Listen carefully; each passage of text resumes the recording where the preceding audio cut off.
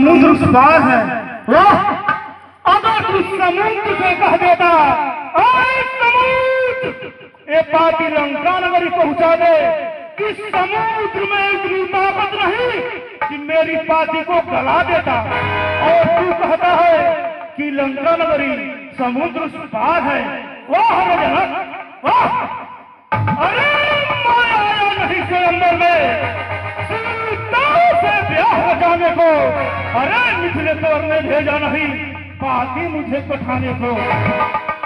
अरे तोड़ूंगा नहीं धनुष मुख में जनक, तोड़ूंगा नहीं धनुष मुख में, जो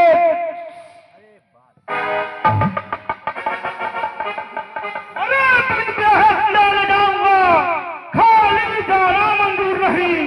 अरे जनक, बुला सीता को तू, देखा है ऐसी भूल नहीं।